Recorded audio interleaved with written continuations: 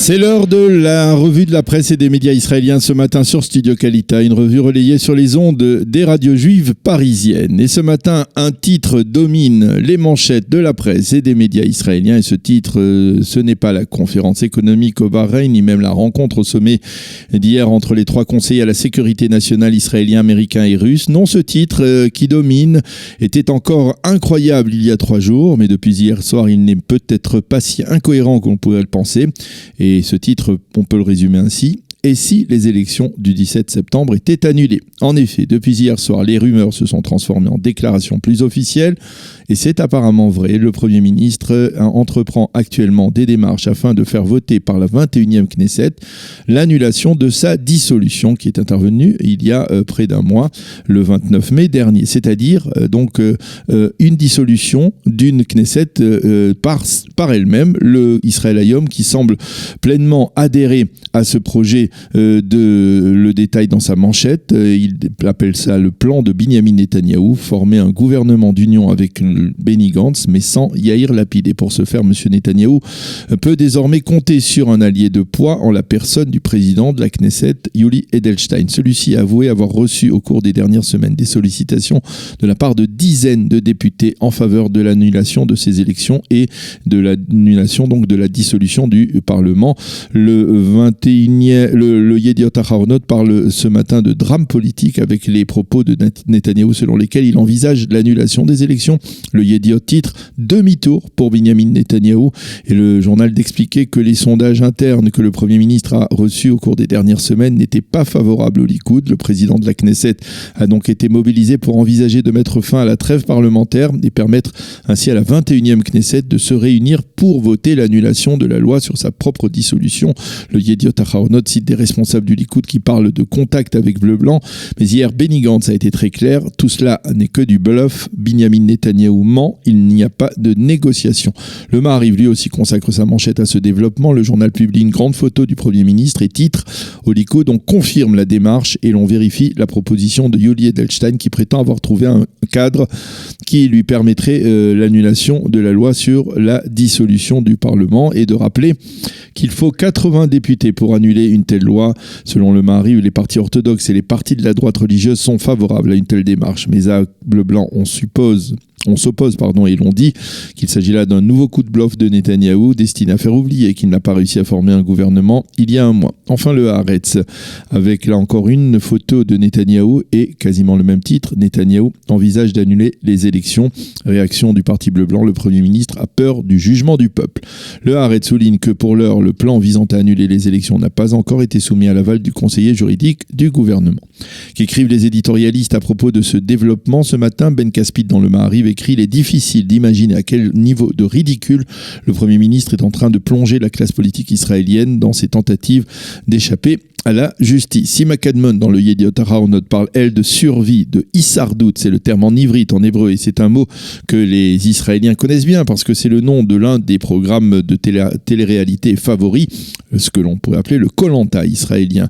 Et Sima Kadmon décrit « Nous vivons là la nouvelle saison du programme Hissardout, survie, initié par le Premier ministre, et de constater que Netanyahou est l'homme politique qui a le plus d'intérêt à ce que les élections soient annulées. » Mais elle explique également que pour l'instant, les deux conseillers juridiques, celui du gouvernement et celui de la Knesset, s'opposent à une telle démarche et affirment qu'elle serait anticonstitutionnelle, ce qui rend, selon Kadmon, la probabilité qu'elle aboutisse relativement faible. Pour Amnon Lord, dans le Israël Hayom, l'annulation des élections répondrait aux attentes de nombreux Israéliens qui ne comprennent pas pourquoi ils sont obligés d'aller voter à nouveau le 17 septembre. Quant à Yossi Werther dans le Haaretz, il écrit que la démocratie israélienne est devenue une pâte à modeler entre les mains d'un Netanyahou qui est pris au piège avec la justice israélienne. Voilà pour ce développement majeur. Donc d'autres titres importants dans la presse israélienne de ce mercredi matin, avec en priorité bien sûr l'ouverture de la conférence de Bahreïn. Le Israël Hayom, qui la mentionne en une, cite en titre Jared Kushner, le gendre du président et l'initiateur de cette conférence, qui dans son discours d'ouverture a suggéré aux Palestiniens de cesser d'accuser les autres de leurs problèmes. Le Yediot Aharonot lui préfère inciter sur le fait que Kushner a promis de ne pas renoncer aux Palestiniens. Le Haaretz rappelle dans sa une que les officiels israéliens et palestiniens étaient absents de ce rendez-vous économique visant à tenter d'avancer sur la voie de la paix. Le quotidien semble toutefois déceler ce matin des signes de normalisation entre Israël et certains pays du monde arabe, ou plus exactement entre hommes d'affaires des deux bords. Même remarque dans le Yediot Ahronoth qui souligne que les moyennes de main entre hommes d'affaires israéliens et arabes coiffés de leur kafia étaient particulièrement chaleureuses et des cartes de visite ont été échangées. Hier, écrit Itamar Eichner dans le Yediot Ahronoth, la salle de fête de l'hôtel des 4 saisons à Manama, la capitale de Bahreïn, ressemblait à une vision de ce que Shimon Peres appelait le nouveau Moyen-Orient. À propos de poignées de main, les journaux israéliens reviennent également sur le sommet tripartite israélo-américano-russe qui s'est tenu hier à Jérusalem, et ils nous montrent la quadruple poignée de main entre Binyamin Netanyahou et les 3 conseillers à la sécurité nationale. Ils ont ensemble débattu de la Syrie et de la présence iranienne dans ce pays. Le site Ynet a d'ailleurs publié hier l'analyse intéressante de Ron Ben Ishai, son expert sécuritaire, qui affirme qu'en fait, c'est Vladimir Poutine lui-même qui aurait souhaité la tenue de cette conférence, de cette rencontre avec les Israéliens et les Américains. Poutine veut en effet consolider le pouvoir de Bachar el-Assad sur l'ensemble du territoire syrien, et pour cela, il aurait proposé à Binyamin Netanyahou un marché, la présence des forces d'Assad dans le sud, près de la frontière avec Israël, en échange d'un engagement russe et syrien de neutraliser les forces iraniennes qui sont actuellement déployées dans cette région. Les quotidiens et les sites d'information commentent bien entendu également la décision du procureur militaire général de fermer le dossier de Mahmoud Kattoussa, ce Palestinien qui était soupçonné d'avoir violé une petite fille israélienne de 7 ans. Kattoussa a été libéré hier après avoir été détenu pendant près de 2 mois, et tous les commentateurs appellent la police israélienne à procéder à son examen de conscience afin de déterminer comment elle a pu agir dans ce dossier et quelles erreurs elle a pu commettre. Il faut souligner que Kattoussa n'a pas été totalement innocenté, mais la police ne dispose apparemment pas de preuves suffisantes pour l'inculper.